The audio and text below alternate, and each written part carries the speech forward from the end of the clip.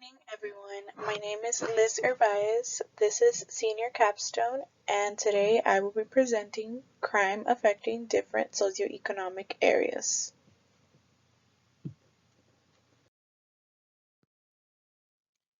Crime will occur with several factors in place depending on the socioeconomic level of an individual.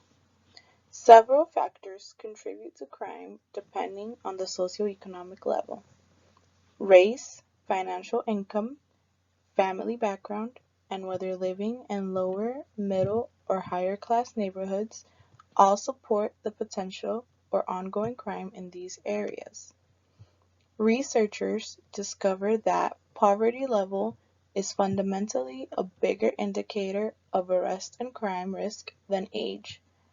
Nevertheless, this does not mean that people in higher class neighborhoods, or how most believe whites do not get arrested, do not commit crimes. On the contrary, there is just as much crime happening and a great amount of white individuals who I will later show statistics of crimes committed. Different characteristics correlate and give reason to certain types of crimes committed.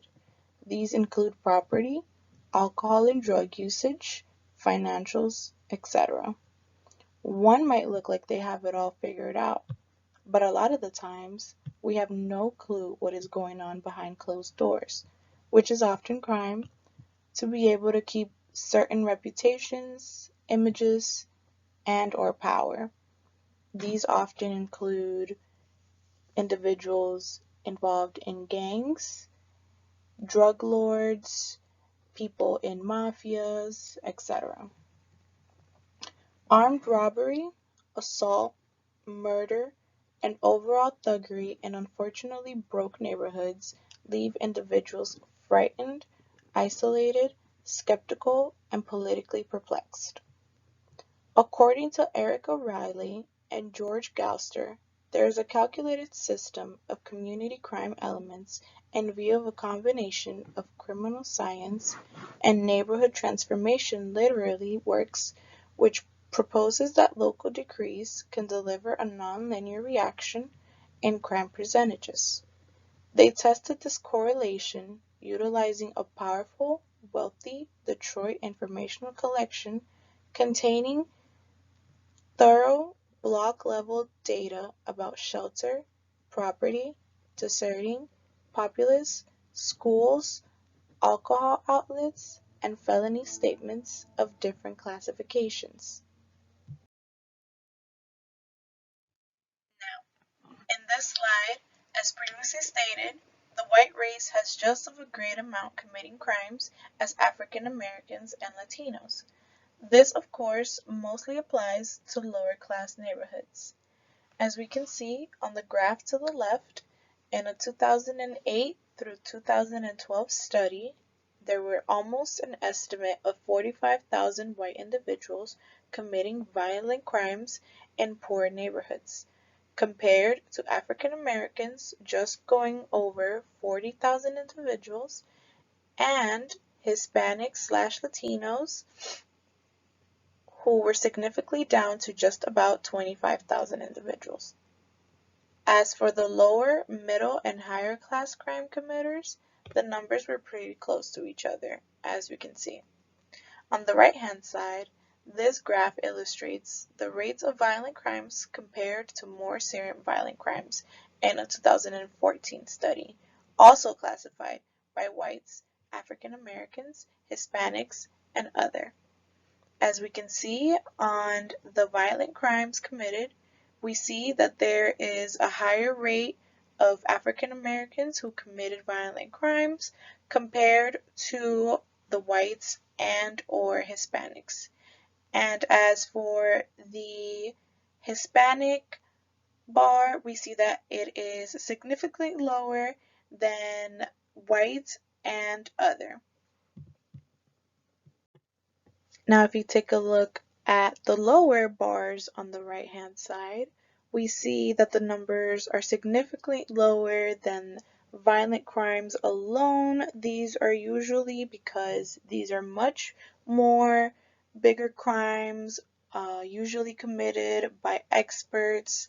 These are the white collar crimes, cybersecurity, anything of that sort that would require much more investigation, much more equipment, much more help from law enforcement. And that is the reason why the numbers are not as high for the victims as it is for violent crimes, at least for this 2014 study. Moving on to synthesizing our research, as youngsters from lower class families are similarly prone to perpetrate drug-related offenses, contrasted with higher pay youth, lower pay youth are considerably more liable to take part in savage and local misdemeanors. While Hispanics and African Americans represent generally 11% and 13% separately, of course, of the overall United States grown-up public, they represent almost half and 20% of the country's incarceration population. Almost 70% of African American men who decide to not finish with their high school education are detained in the course of their lives at least once. They obtain a higher possibility being in jail than being utilized working. While there are many crimes happening, whether it's in lower class, middle class, or higher class communities, there's still a big factor that remains mostly with the lower class individuals, and that is making bail. Bail is solely an emergency for impoverished and working class individuals, and it is particularly difficult for inner city Black and dark-skinned average working class neighborhoods. The typical bail sum for a crime is $10,000 in real money or bond. Every day, 465 people are held in local jails even though they have not been convicted. Legally, they are presumed innocent. Many of these are there because they could not afford the money bail bond set for them. This graph from a 2002 survey shows us how 53% of dads with children under the age of 18 who are incarcerated cannot afford bail. As for mothers, an accumulated 66% of them also cannot begin to afford bail for their minor children. These results are generally consistent with national estimates of parents in the prison population. The Bureau of Justice Statistics reports that 52% of people in state prison and 63% of those in federal prison were parents of minor children in 2007, although the share of mothers among women in pretrial detention is slightly greater than among women in prison. The connection between financial status and crime is a significant one that is investigated frequently in humanism composing. There are various examination studies laying out the causal connection between financial status and arrest. The great percentages of exploitation and crime packed in lower class neighborhoods and areas of color have been connected to guaranteed challenges including high paces of social medical conditions and material destitution between groups of imprisoned people and the petty crimes that they are being put away for. David Newman, editor of Sociology Exploring the Architecture of Everyday Life, stated that individuals living in poverty are bound to get captured, be officially accused of a crime, have their cases go to preliminary, get indicted, and get crueler sentences than additional princely residents.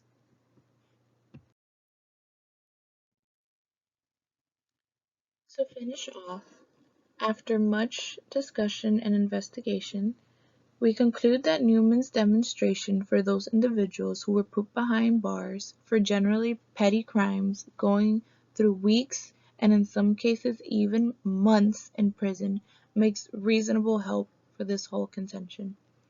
In 2002, 69 poor individuals in Atlanta who had been captured on silly and petty charges such as shoplifting, intruding, public tipsiness, etc., and couldn't manage the cost of bail, stayed in prison for quite a while and sometimes even months, anticipating a legal counselor and a trial. This whole presentation comes to show that individuals and criminals in lower and poor class neighborhoods will always get tougher sentences and higher bails than those who are in higher end communities. This has been my presentation. Thank you all for joining and listening. Thank you.